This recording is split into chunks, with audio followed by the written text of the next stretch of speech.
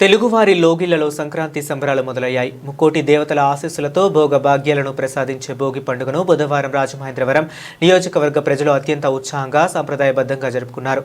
తెల్లవారుజాము నుంచే గ్రామాల్లోని వీధులన్నీ భోగి మంటలతో వెలుగులతో ఆధ్యాత్మిక శోభతో కలకలలాడాయి. వెలిగిన సాంప్రదాయ కాంతులు వేకువజామునే నిద్రలేచిన ప్రజలు ఇంటి ముందు రంగురంగుల ముగ్గులు వేసి కూడళ్ల వద్ద భోగి మంటలను ఏర్పాటు చేశారు. మండుతున్న మంటల్లో ఆవు పేడతో తయారు చేసిన భోగి పిడకలను వేసి పాత జ్ఞాపకాలను విడిచి కొత్త ఆశలకు నాంది పలికారు. ఈ పవిత్ర అగ్ని తమ జీవితాల్లోని కష్టాలను తొలగించి సుఖశాంతులను నింపాలని గ్రామస్తులు కోరుకున్నారు.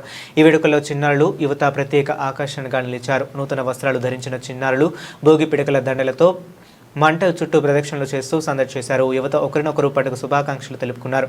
నియోజకవర్గంలోని అన్ని గ్రామాల్లో పండుగ వాతావరణం ఉట్టిపడింది.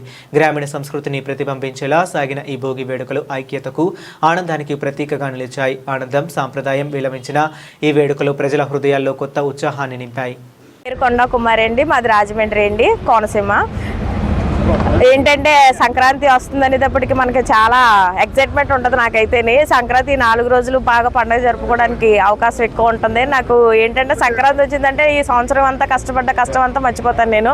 ఎందుకంటే దీనికి కోడి పందాలు కానీ అరిసెలు, పిండి వంటలు, పూజలు, రకరకాల హోమాలు, ప్రభాల తీర్థాలు అన్నీ జరుగుతూ ఉంటాయి. ఇక్కడ ఏంటంటే మనకి చుట్టాలు వస్తూ ఉంటారు. మన అమ్మ నాన్న దగ్గరికి మనం వెళ్తాము. మా అత్త మామలతోటి ఇక్కడ పూజ చేసుకొని పండుగ చేసుకొని కొత్త బట్టలు అవి కట్టుకొని ఈ సాంప్రదాయం అంతా చాలా బాగుంటుంది. ఈ మనం ఏంటంటే ఇప్పుడు ఫాస్ట్ జనరేషన్లో అన్ని పండుగలు మనం చేసుకోలేకపోతున్నాం. కానీ ఏంటంటే మన కోనసీమ రాజమండ్రి ఉండేవాడికి ఈ పండుగ మనం బాగా చేసుకునే అవకాశం ఉంటుంది. సంవత్సరం అంతా వెయిట్ చేస్తాం 4 డేస్ కోసం. ఈ జనవరి నెల వస్తేనే ముగ్గులతోటి హరిదాస్ తోటి చక్కగా అన్ని విధాలుగా అన్ని రకాలుగా బాగుంటుంది. మా ఇంటికి అయితే చాలా మంది చుట్టాలు వస్తారు. మేము కూడా అక్కడ 2 డేస్ ఉండి మళ్ళీ మేము అమ్మాళ్ళ ఇంటికి వెళ్తాము. అక్కడ మా అమ్మగారితో మేము చాలా బాగా ఎంజాయ్ చేస్తాము. నాకు ఇదంతా కూడా మర్చిపోతాను. అసలు నేను ఒక రకంగా ఏంటంటే చాలా సంతోషంగా ఉండడానికి ట్రై చేస్తాను. మంచి మంచి సినిమాలు వస్తాయి, సినిమాలు చూస్తాము. అన్ని విధాలుగా అన్ని రకాలుగా బాగా ఎంజాయ్ చేస్తాము. మాకేంటంటే మా అమ్మగారు పాడి పంటలతో ఉంటారు. వాళ్ళకి ధాన్యమని పాలతోటి వీళ్ళతోటి అన్ని విధాలుగా ఆవిడ రకం పూజ వేరుగా ఉంటుంది. మా అత్తగారి ఇంట్లో ఫాస్ట్ జనరేషన్ అది వేరుగా ఉంటుంది. ఎలా ఉన్నా సరే ఎవరికి తగ్గట్టు వాళ్ళు అందరం మేము చక్కగా ఎంజాయ్ చేస్తాము.